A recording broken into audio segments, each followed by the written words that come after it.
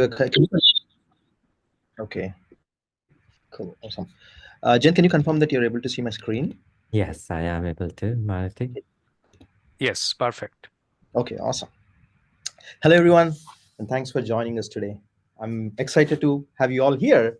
Today, you'll learn how Sparkflows enables quick, effective analytics and AI/ML implementation without steep learning curve, usually associated with these kind of technologies that you use to build analytics and robust AI/ML applications. Right? With Sparkflows low code and low code platform, you will discover how fast you can turn your data into actionable insights. Before we begin, let me introduce myself and the Sparkflows team here. Right? I'm Maruti, a partner engineering lead here at Google Cloud Partner Ecosystem. My team and I work with various analytics and database partners to help build a ecosystem around Google Cloud products and help our customers solve robust challenges on Google Cloud platform. Jayan, do you want to go next? Thanks so much, Maruti. Thanks for the introduction. And it has been amazing working with you and the team. And thanks to GCP. Hello, everyone. Welcome to the webinar today. And thank you for your interest. Feel free to post any questions along the way. So I'm Jayant. I'm co-founder and CEO at Sparkflows.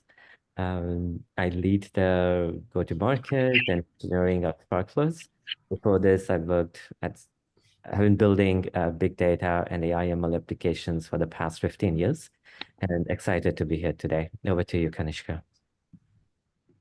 Thanks, Jayant. Thanks, Maruti. Hello, everyone. It's a great pleasure meeting you today. Myself, Kanishk Mandal.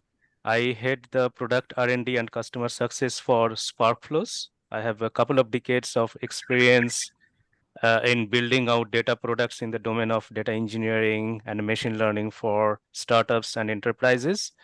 I'm really happy to walk you through on the different self-serve applications that we are building in conjunction with Google Cloud. Thank you. Awesome. Thanks, Kanishka and Jayant. So today, before we begin, let's set some agenda setting, right? Context setting, right? So in the next few minutes, for the next 1 hour, actually, we'll talk about some of the Sparkflow's key integrations with Google Cloud products, and step back and even talk about some of those products, right? What exactly are those products, and what are some of the latest developments happen on those products, right? And Jayant and Kanishka will lead by talking through Sparkflows overview and how customers are using Sparkflows, and followed by a demo, and then at the end we'll have some time. We'll reserve some time for a quick Q&A. And by end of this session, we want you to understand how you can rapidly create and deploy data and AI pipelines on both Sparkflows and Google Cloud. And some housekeeping items, like Jayant mentioned, feel free to post questions at any time. On the Zoom, on the bottom you will see a Q&A window where you can post questions. We'll try to answer as many as we can, depending on the time availability. If not, we'll try to reach out to you offline. And also during the session, feel free to post comments or thoughts through the chat window that is also like on the same panel as the Q&A panel, the widget. Now,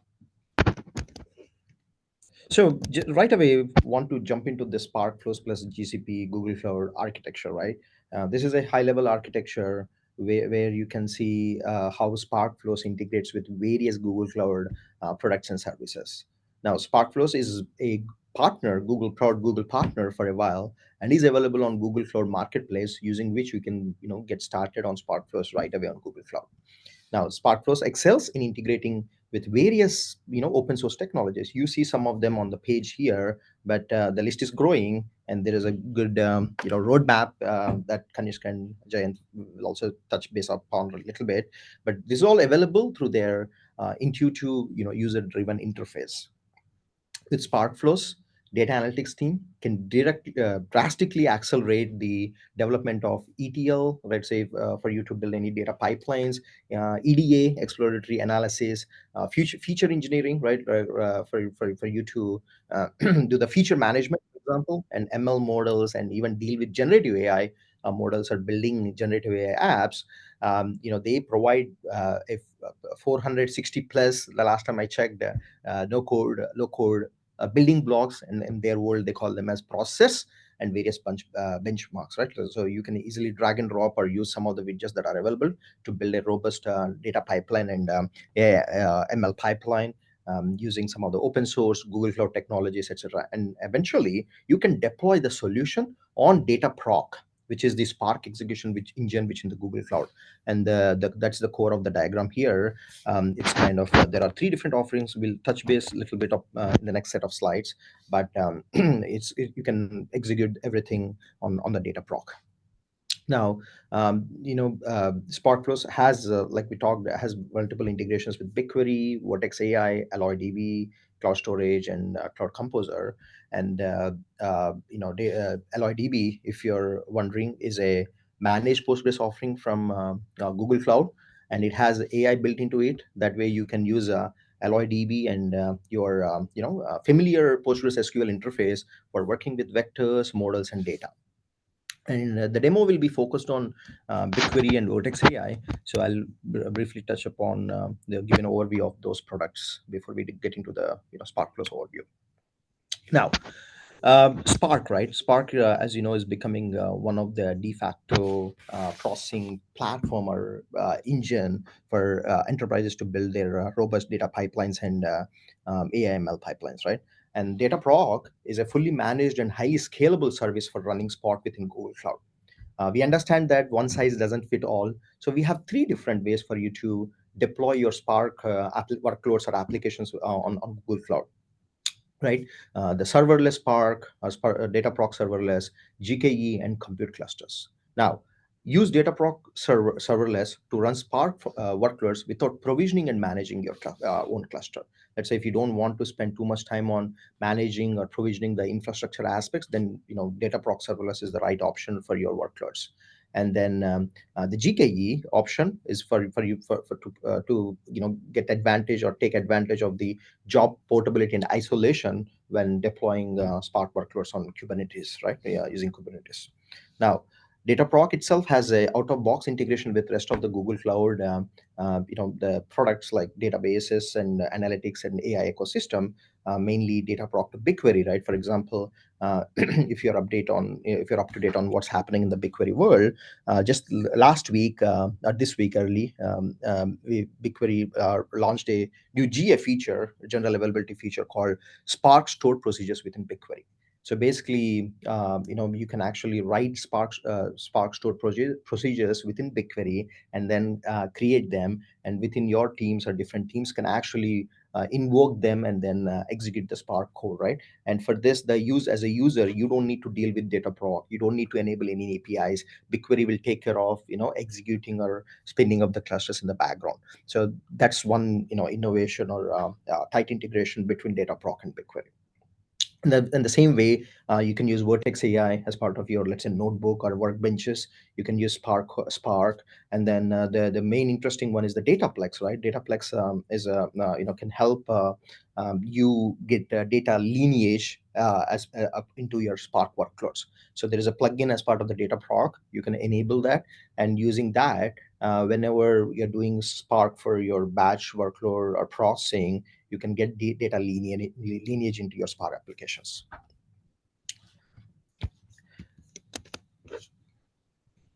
Now, BigQuery. So I'm sure you must have seen lots of architecture diagrams or different ways BigQuery is represented. But I like this slide, right, when talking about BigQuery, because these days, more than ever, organizations are spending time to set up, lakehouse architectures, right? And in a way to, let's say, unify their data warehouses and data lakes, right? That way they have a unified platform to take advantage of the structured, unstructured, and semi-structured data. And within Google Cloud or BigQuery, if you know Big Lake is the concept or the storage engine that actually unifies the the data management landscape by unifying data warehouse and data lake into the same unified interface, right? And also BigQuery extends its robust capabilities to popular open source table formats like Apache Iceberg, Hoodie. This way, BigQuery is helping promote flexibility and open standards, and you don't need a different platform to deal with use cases or applications that you want to build, and take advantage of this new open table formats like Apache Iceberg. And BigQuery also has an inbuilt feature or offering called BQML, or BigQuery Machine Learning, which actually democratizes machine learning by enabling the creation, training, and deployment of models directly within BQL. And you can either use SQL or let's say Python APIs. Again, there's another new feature that was launched recently called BigQuery Data Frames. If you're familiar with Pandas data frames, right? Pandas is the same style or same syntax, but underlying the compute is all happening on the BigQuery. So that way, users can, data scientists mainly, can use their favorite notebooks and use Python code to do EDA or any kind of data manipulation on BigQuery, but the entire execution or compute is happening on the BigQuery. So that's a powerful feature as well. And again, it has support for ML as well, right? BigQuery data frames for data manipulation, BigQuery data frames for ML as well, right? End of the day, it's all SQL in the background, but you can use Python or SQL depending on how familiar you're with your familiarity, right? Now, BQML is not only for predictive AI; it also integrates with the Gemini. Gemini is the the multimodal models, generative AI models that were created by Google, and you can actually also take advantage of the generative AI models, mainly Gemini, using BigQuery machine learning. Basically, again, in a nutshell, the synergy between big. Sorry. Maruti, Robin has a question. Sure. So Robin, you can type it here. Maybe Kanishka, you can also enable Yeah. users to talk.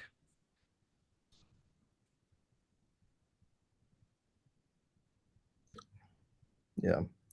Robin, I think Kanishka is trying to give you voice access, but meanwhile, if you have, if you want, to, feel free to type in the QA window or the widget. Oh, okay. So Kanishka, you're there? Yeah. I'm just trying to figure out that option here. But in the meanwhile, yeah, Robin, if you can please go ahead with your question, Oh, that would be great. okay. I think Robin It's is. raised by mistake. So maybe you can continue, Maruti. Yep, Sure. yep, no problem. Okay, so again, I was saying that in order to summarize the synergy between Big Lake's unification of data warehouses and data lakes, open source format support, and BigQuery machine learning's kind of ease and advanced capabilities of Gemini is actually helping enterprises achieve their achieve their strategy around AI and data workloads. Now, Vertex AI, right? So Vertex AI is the platform, Google's AI platform, using which you can deploy and scale machine learning models faster with fully managed ML tools, right? So think of this as a platform which can help you go from prototyping to production within the same platform, using which you have all the tools necessary for your entire AI ML lifecycle, right? And it also has ML ops or LLM ops or Gen AI ops, everything included as part of the same platform. Now, if you need to talk about the stack, first let's talk about the Duet AI, right? I'm sure you must have seen this Duet AI part of various Google Cloud products. Right? Duet AI is in Workspace. It's also called as Gemini for Workspace, and it's also part of Google Cloud Platform. And we also have an offering called Duet AI for developers, right? Which is a AI powered code and chat assistance to help developers build applications inside their favorite code editors and software development lifecycle tools, right? For example, this Duet AI for developers is available in multiple IDEs, and it's also supports 20 plus programming languages, including Go, Java, Python, SQL, And Duet AI on GCP, Google Cloud Platform, can also help you learn and chat about Google Cloud products. And like I said, it's also part of various Google Cloud Workspace products as well, Docs, etc. Right? Like for example, if you come to Google Cloud Platform and ask the chatbot or the interface to explain a specific topic or validate your understanding of a topic, it can help you with that. Now, Vertex AI Studio or the Generative AI Studio, the landing portal page where you can actually interact with the models, tune them. You can actually tune them, right? Like these are all the models that are created by Google, the foundation models, right? Whether it's like large language models or multi models, you can actually tune some of them, and then you can deploy them to production from the same platform. And when talking about models, model garden is the key, because using which you can access both all Google's foundation models, like we said, and open source models. Some of the open source models like Llama, for example, and some of our partner models as well, right? Like some of the third party models like Anthropic and all that, right? You can access 130 plus models, predictive AI models and generative AI models, AutoML, for example, everything from the same platform, and they get all the infrastructure, all the support, for you to go from prototyping to production.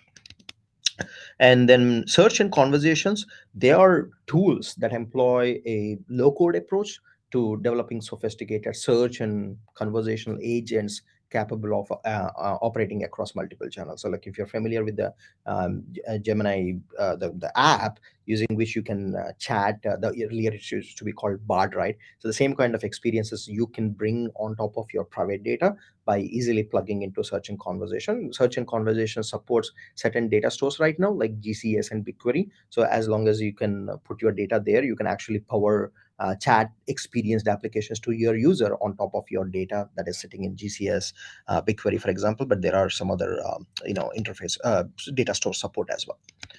And also, we understand that for certain industries or certain scenarios, there need to be like specific domain specific solutions or models, and that is where we came up with so various solutions like CCAI AI for contact center, Discovery AI for retail and health AI for health related solutions or use cases. And for you to run or deal with the model training and all that, you need a sophisticated intense infrastructure, and that is where Google's GPU and TPUs play a huge role for efficient large scale trainings. Now, if you're wondering like what kind of applications can be built using predictive AI and generative AI, here are some of the common what do you call use cases or scenarios we are seeing across different enterprises, right? Small and big, right? Starting from customer service modernization, right? Like mainly chat applications where you can write applications to do some similarity search or similarity search based on the user's query, and then take advantage of the chat context and history, and then provide them a very appropriate or kind of customized responses back to the users. And also you can actually chat with your PDFs or private documents, right? More from let's say summarization, extraction of some information from unstructured data. And also these models and tools are also helping developers with their productivity, right? Starting from NL to SQL, NL to Python, for example, normal English language, right? For example, to any of the specific SQL or Python languages, and also helping certain industries like finance, for example, with risk and fraud management, anomaly detections, etc., banking, and also not limited to the language related act generation, but also the multimodal, right? Image generation, video generation, etc. So here are common scenarios, but I'm sure there are other problems or challenges you're trying to solve using predictive and generative AI, and this is where the entire power of Google Cloud and Sparkflows can help you achieve your requirements faster. With that, I wanted to give the next. Sorry, trying to remember. Okay, yeah. With that, I wanted to kind of hand over the talk to Kanishka and Jayant. Thanks so much, Maruti. That was wonderful. Um, so again, I'm Jayant, co-founder and CEO at Sparkflows. So Sparkflows provides a powerful self-serve data science, which is AI and Gen AI platform for everyone on GCP. So we basically focus and target on the self-serve layer, but architecturally it integrates with the different components of GCP in a very, very native way, so that, you know, the security is there, the scalability is there, the push down is there, interactions with from Gemini to BigQuery to Dataproc to serverless Spark, all of those things are there. So that's essentially where Sparkflow's value proposition and positioning comes in. So maybe you want me to share my screen, Maruti? Sure. I'll stop sharing. Yeah.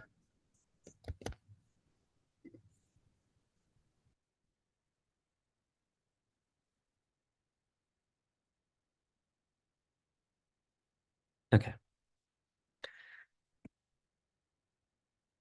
So if you look at Sparkflows, it's all browser-based end-to-end.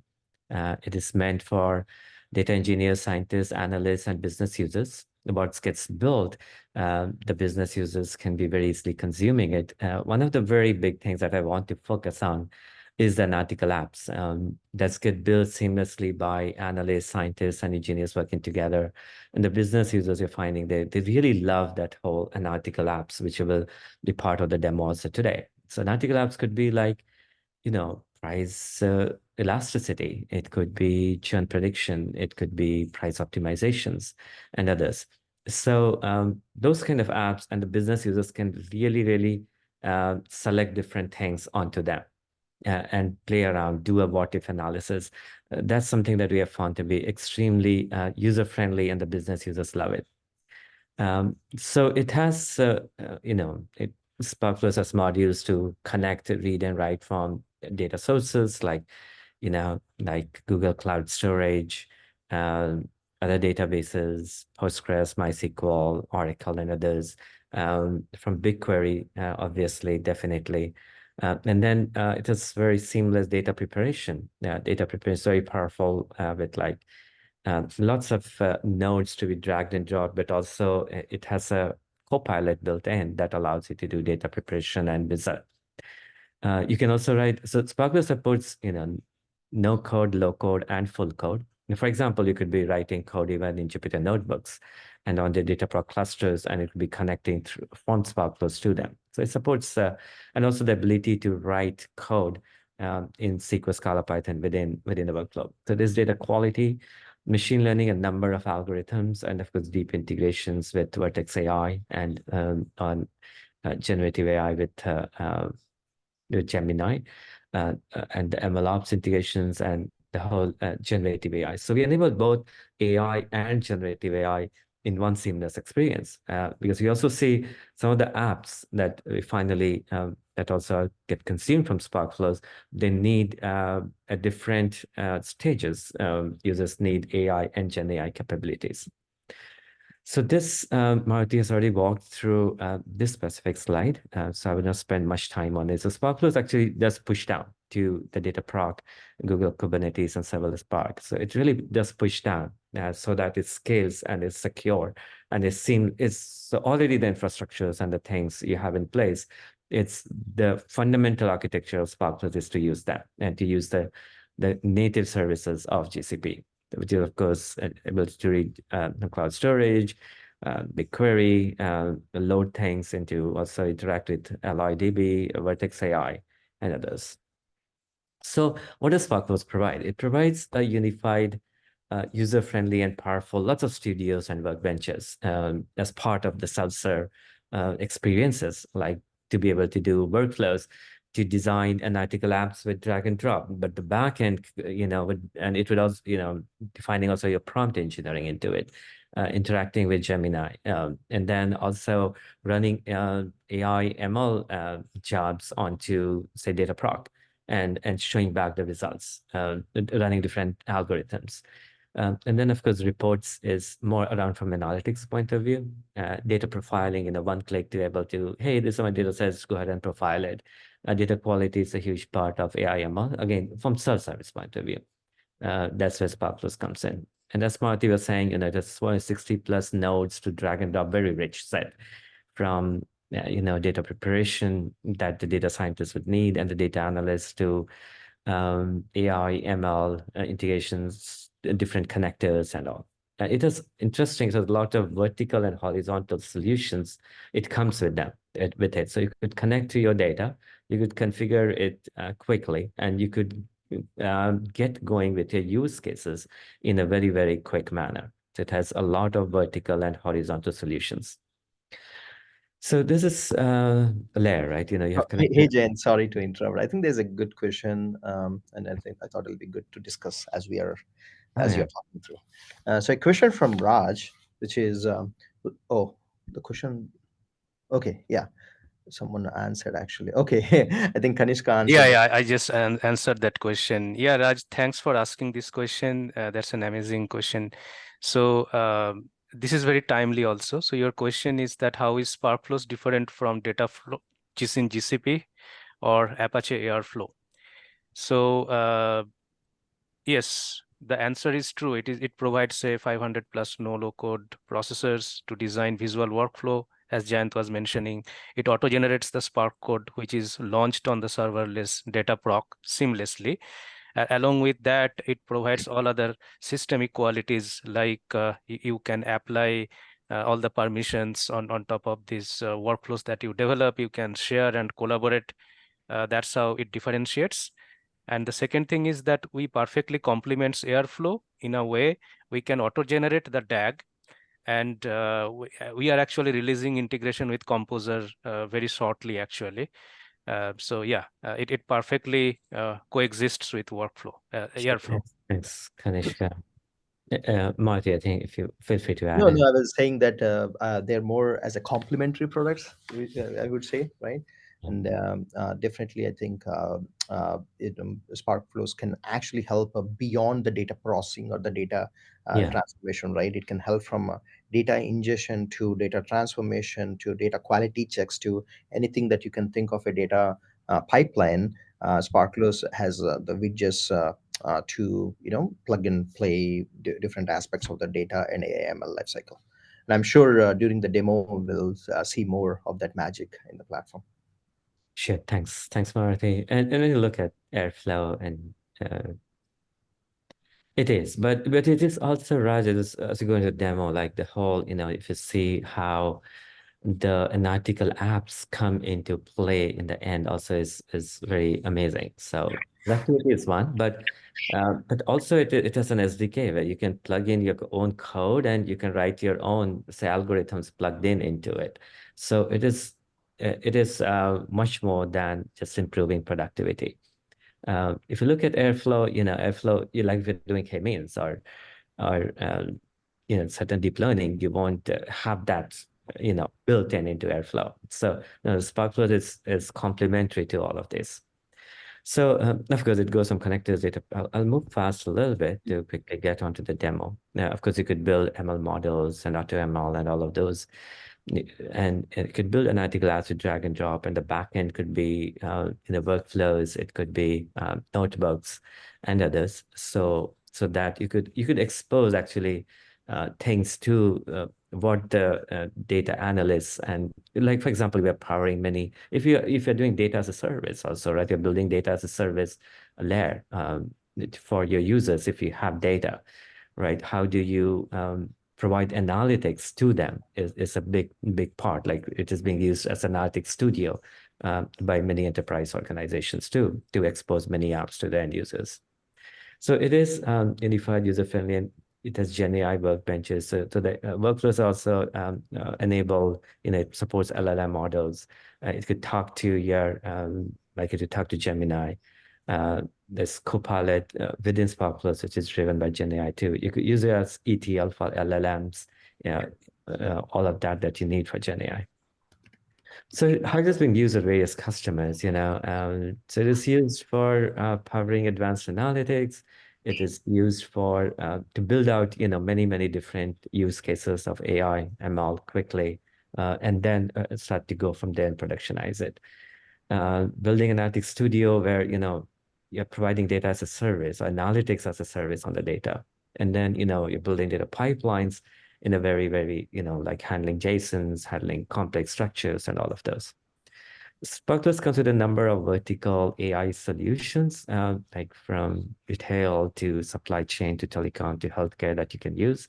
This is a subset of those that you can connect to your data and then start doing all of the, even from building AI ML models to having analytical apps to be exposed. So it really takes you lot further, which otherwise would take you months. It could be done. It can be moving very fast in days, and taking your AI ML use cases to a really very advanced level. Of course, then there are AI solutions, and then there are Gen AI solutions that are, and we continue to add more solutions into Sparkflows. So with that, I will pass it on to Kanishka for the demo. Thank you, Jayant. Thanks a lot, and thanks, Raj, for the questions. Please keep the questions coming. So I will very shortly will share my screen here, and we'll take you through the platform. Give me 1 second.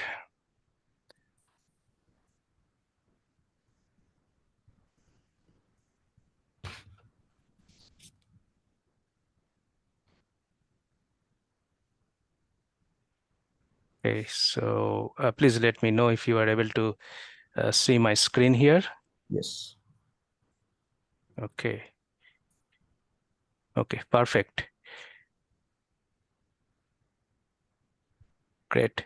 So as Jayant mentioned, that Sparkflow operates securely within GCP, and it can be installed from the GCP marketplace as shown here. So once installed, it actually runs in a VM inside your secure private network as shown here. And as you can see that you can either have a co-located Dataproc clusters within that same network where Sparkflows VM is operating securely. Now, once it's installed within your network, then the admin user actually just need to log in to the system. We call it day zero enablement. How? Let's see. Okay, once the admin user logs in, he can configure the users, groups, roles, and onboard all the internal tenants and the departments. And then he needs to just configure the different cloud property. For example, here he is actually going to configure the corresponding connections and all the different types of properties and the resources and the services which are provided by the Sparkflows. So you need to enable the GCP cloud here, and you can specify your key file. And all these key files and the APIs keys are actually securely stored in either credential store or like encrypted metadata store. Next, the admin user configures the Dataproc connection and also the Cloud LLM connections like Gemini connections. So Sparkflow provides various types of connections like compute connection and storage connection and LLM connections. So and most of these things are fully automated, so user does not need to worry about it. So once all these connections are actually established, like by the admin user, then a business analyst or a data scientist can log into the system. And based on the roles and the permissions they are provided. Like for example, the user is presented with many different solution accelerators or like templated projects, and user can pick and choose whatever they want from these different templates. So here in this case, we are looking into a BFSI domain where they have options like to pick credit decisioning project or like a bank deposit opening fraud detection, cash flow optimization. As Jayant was mentioning earlier, that we provide all these different types of analytical apps and the solutions which are running on top of Google Cloud Platform. And here we are looking into the different types of retail applications per se, say inventory rebalancing, customer segmentation, retail analytics, campaign analytics, store segmentation, demand forecasting, and the list goes on. So now let's imagine that, let's take a realistic use case. Say there is a data scientist, David, he is working for a CPG company, and he has a bunch of data sets, like say customer data, distributed data, sales transaction data, product data. And all his data sets are already stored in the Google Cloud Storage, and also BigQuery database. Now, his goal is to actually create certain segmentation of the sales data and understand the pattern of the sales through different retailers. So with that goal in mind, he actually can either create this project from scratch. And as you see, the project provides various artifacts. So first one is the wiki. He can just capture his requirement and specify all the different data set, and he can continue to update it as he works on the different stages of the solutions. So as he progresses through the solution development process, like as we are showing here, that he brings in his data set, and he can actually explore the data set in the BigQuery environment itself. So he can fire some quick queries. So through the data browser, he can look into the cloud storage. He can actually explore the data inside BigQuery within this single pane of glass without leaving this environment.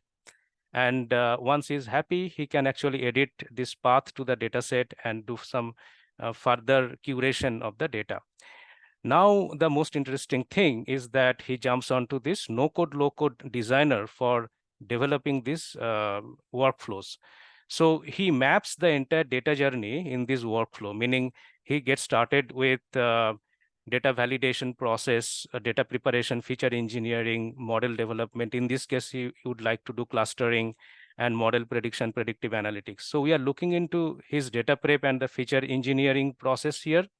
So as we see here in this no-code, low-code designer environment, on the left-hand side, we have all these 500 plus no-code, low-code processors, what earlier Maruti was talking about.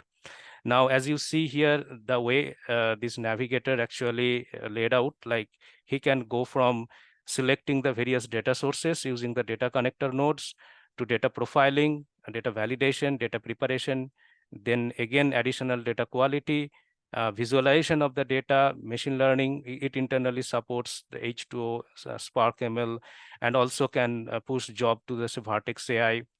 So all these things within a single pane of glass. Now, and yeah, this is about, like, different type of nodes. As he expands, you can see that. And let's actually double click on one of the nodes. Say I'm going to look into how the KSON node works, for example. So this is where user can create additional business attributes to drive the data processing and actually automate the business logic development process without writing any code. So with that, actually, user can continue to design many different type of workflows, not just one, and actually stitch them together into a pipeline, as like Raj was mentioning, that whether we can submit the job to work Airflow, right? You can stitch them together and create a DAG and push it to workflow. Now, as you are executing the job, right? This is how your execution screen looks like. So you will see that the job actually getting pushed to the serverless data proc over here. Like, as you recollect, that the admin user had configured the data proc connection. So that's where all the job gets pushed into. So and this also acts as a gatekeeper, meaning, like, which user can submit what type of job, and we have full job observability in place, like, how much time it's taking and how long the job is running. So then the IT operations becomes really easy. So they can monitor and maintain all the different jobs which are being executed by different users across different teams. Now, yeah, so once the job is launched, so if you actually look into the serverless data proc, you will see that these logs, like from Sparkflows, where the jobs are getting executed, like as you see the message received from Spark job, right, from Sparkflows. But this is actually abstracted out from the end user because they will just actually launch, design these jobs and launch from the Sparkflows environment. They not necessarily, directly log into the serverless data proc log console. And they can also interactively debug all these jobs in the UI. So that's great. And also, like, user can look into the further actually go to the data browser and query the data just to check, like, once the data is pushed to BigQuery, how it looks. So as I was showing earlier, that there are different types of automations which are available on top of these machine learning applications, right? Like, say, either user can actually use these machine learning features, as we are showing here, to create these ML workflows, or, like, they can directly leverage something called auto ML, then they can perform different experimentations. So the integration with the Vertex AI from this AutoML experimentation is in the works. We would love to do additional webinars to showcase, like, how this AutoML push down is actually working. So they can specify, like, say in this specific case, browse all these different retail data set and select the different problem type, like Kanishka, classification. very quick one. I was just thinking, in the interest of time, do you want to go a little bit more into, like your apps and your use case of the things? Yes, absolutely. That sounds great. Actually, we are just about to finish this automation part, and here, like, a quick overview of how you can compare different model and actually look into their metrics in a single pane of glass. Again, it can pull the model metrics from Vertex AI and demonstrate in a single view for the end user. Another quick thing is, like, reporting. So as these jobs are getting executed at petabyte scale in the backend, so all these different insights can be displayed in that. Again, like, within the same project, you can create the report, and it can have various types of charts. Like, say, here we are doing a customer segment analysis, right? So David can now very quickly view all the different distribution of data across different age groups, a customer group. He can even look into the customer product sentiments also, because within the same workflow, you can integrate with, I will quickly demonstrate how we are integrating with Gemini. So you can call Gemini API and gain the perform sentiment analysis and actually stitch all the insights together. So that's the beauty, that you can have a comprehensive insight. Now, another thing I will explain as part of the automation briefly. So user can perform automated data quality. So what you are looking at is, like, again, same thing, that within your project, you have all your data sets, and on the data set, you can directly launch the data profiling and data quality. So here it's showing you can select some data set and then launch the data profiling on top of these data sets. Similarly, you can launch various types of data quality operations without even designing the workflow. So behind the scenes, the workflow would be designed. So that's the power of automation. Now, all great. Now the most exciting part is the analytical app, as Jayant was mentioning, that now that David has done all the plumbing work, he has leveraged all the great automations and all the data set, and the workflows are ready for end user consumption, that is the consumption by the business departments. So now he goes ahead and builds the analytical app, which can drive this underlying workflow.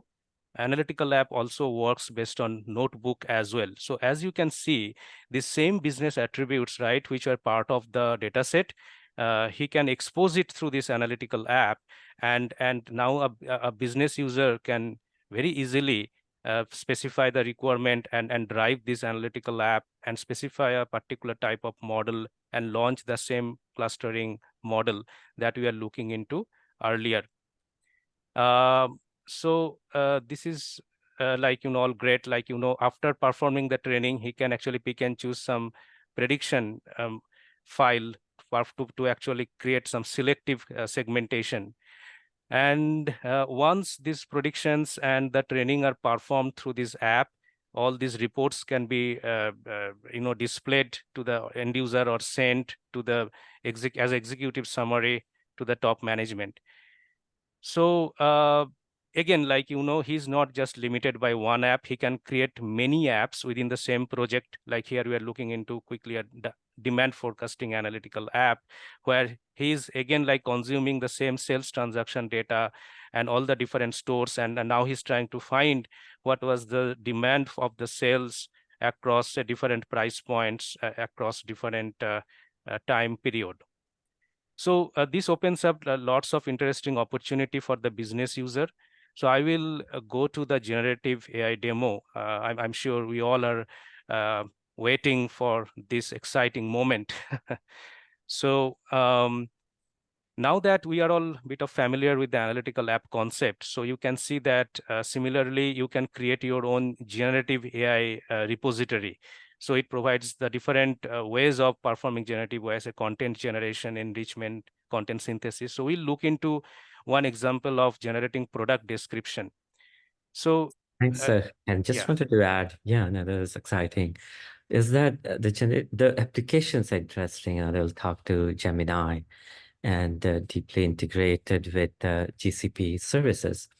And also the good thing about the generative AI apps is that you could publish it easily to certain groups so that there is authorization built in, meaning who has access to what app and can be doing. For example, you release an app and then you expose it to a small set of users and then you start to increase more. And it is extremely, extremely scalable in terms of how it has been architecturally built. So, so just wanted to add that. So over to you, Ken. Yes, absolutely, Jayant. Thanks for that. Like as Jayant was saying, that in the design mode here, you can design your prompts, and here we are using the same Gemini connection that the admin user has configured for these users, right? So, so this is again the power of automation. Like you configure it once, you develop your workflow once, and use it many times through this analytical app. Okay, now going into this product description generator, right? Say here, like say, for example, we are talking about David, right? Now that David has built lots of interesting analytical app, which generated great values for his business. So he has been now interested with, creating product description based on the given JSON or CSV file, which the field marketing professionals are providing him. So he simply uploads this product specification file here, and he loads that file. So this is how it looks. It contains the JSON data. Now, once it's loaded, then he simply clicks on create product description. It uses Gemini API with the suitable prompt, and it comes back with a very nice description over here on the home decor items. So this was one example using content generation, and I will little bit speed up. So we'll look into a document query example. So in this specific example, actually, we just want to show that we can query diverse set of data. User is not limited by say one specific type of content per se. So we are looking into some health insurance specific content here, and how we can see that how it makes it very easy for the end users to query different types of questions. Say here we have loaded the manual for insurance provider, and one user is actually really interested in asking questions like, oh, what are the things required in claim information? So this is a completely natural language question on the fly, and it goes ahead and searches and finds out all the details about what all things are required in claim information. So let me pause here in the interest of time, because we can go whole hour on generative AI topic. and the end user. By this time, I want to leave you all with this thought that can actually design these apps within which they can orchestrate the different analytical tasks, meaning ranging from the ETL to data analysis on BigQuery, to launching machine learning jobs on say Vertex AI, to actually for performing various types of generative AI tasks, querying, translation, topic extraction, and then orchestrate all the insights together. So Sure. Yeah, yeah, just wanted to quickly add that, now we have also added connections to like JDBC sources over here. So for simple ones, hey, you want to query JDBC sources, you want to update, you want to have certain workflows. So the apps is really, really powerful in terms of, and all of this determined by, our users, the kind of apps and the use cases that they needed. So yeah, over to you, Maruti. Yeah, quick question. When Kanishka was talking about integrations with various data sources, right? Jayant and Kanishka, do Sparkflows work with or integrate with various vector databases as well? Yes. It integrates with, AlloyDB and all of the vector databases. So yeah, so it's kind of all the native integrations of, someone is using AlloyDB in there, they won't have to, it will use all of those. So that's one Gotcha. of the very, very powerful things. So customers or users should be able to solve their use cases around vector databases or vector search, like similarity search, or even building the RAG applications as Yeah, easy as possible using Sparkflow's design builder, right? true. very true, Maruti. In fact, of course, today we have not shown our conversational app. Maybe we'll arrange another demo session where it uses the RAG architecture, as you mentioned. Yeah. Because a lot of enterprises are focusing on building chat applications, the standard applications, right? And most of them are, how do they design their RAG? How can they bring in like the private data and Yeah, provide relevant augment using LLMs and provide the relevant responses to the users, right? If that can yeah, be automated as easily as possible, I think I think that will help our customers a lot. sure. Absolutely. For that, Maruti, and yes, all of those are there, and it integrates with all of the native services. So that's very, very critical. They don't have to set things We up separately. Yeah, sure. There's also another question on the chat. Yeah. Okay, How let's get started anonymous? with So, the yeah, Sparkflows. but by the way, now everyone can actually chime in. So please feel free to voice your question as well. So one of the questions is how can I get started with GCP and Sparkflows? You can definitely contact us, and Sparkflows is on the GCP marketplace. You can easily just install it, and as Kanishka had shown, here is how you connect to your Dataproc or BigQuery or GCS and Gemini, right? And then it comes with a lot of examples in it. And as an admin or this, you can say, hey, load this specific example, and you can get going immediately. That's what we target, that you have a seamless end-to-end experience. And we have worked very closely with the GCP team on all of the integrations. We have worked like 6, 7, 8 months, and we continue to work on all of the different new services that all of those where should not covered, but yeah, to give you as a user a very seamless experience.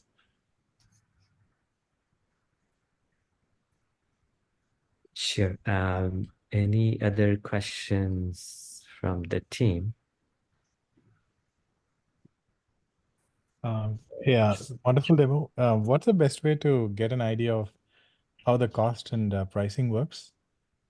Sure. Thanks for that, Raj. And I think you sent me maybe LinkedIn invite. We'll connect to you on that. We are definitely, it's very competitive, and you would really enjoy the whole experience and the pricing experience, Raj. So that's very, very vital for us so that your pricing experience is seamless and fun. So that is what I commit, and that is what we are. So we'll take into account, what's the best, what kind of usage you're looking at. But yes, I'll touch base with you on that. Sounds good. Thank you. Thanks, Raj. Security related question information on GCP. So Again, that's very, very critical for us. And that's being possible. For me, in my mind, security and scalability go hand in hand, right? So, and they all point to the same answer. There has to be a very, very native integration. The data should not be moved. The moment, suppose you have data set up and all of those privileges and other things, right? And we do impersonation of the users end to end too. So who has access to the data and what? And nothing leaves your private VPC, right? Everything is in your network. Sparkflows itself installs in a network, which is very, very vital. So data, the security and scalability, that today have small data, tomorrow maybe have petabytes of data. For it to be run seamlessly on that with a self-serve experience, that's how it's architected. So security is because it's push down. It's running on, say, BigQuery. It's running on your data prop. It's doing impersonation. It's using the all of the security and the things that have been set up on GCP too. So that makes security and scalability very, very integral. And I think Sparkflows has the best support for security and scalability among all the tools. Any other questions? This is amazing. Thanks for all of the questions, and it makes it more exciting for all of us. Thanks, everyone. Thank you so much. We're coming up with the hour, and it was just amazing talking to you. We will be out there with you again with the next webinar. And lots of exciting work we have doing, and there's already lots of things already lined up that we want to bring. So looking forward to, and over to you, Maruti. Yeah, thanks, everyone. Feel free to ping Jay and Kanishk and me on LinkedIn, and happy to chat offline if you want to learn more about the joint story between Sparkflows and Google Cloud. Thanks, everyone. Thank you. Bye bye. Take care.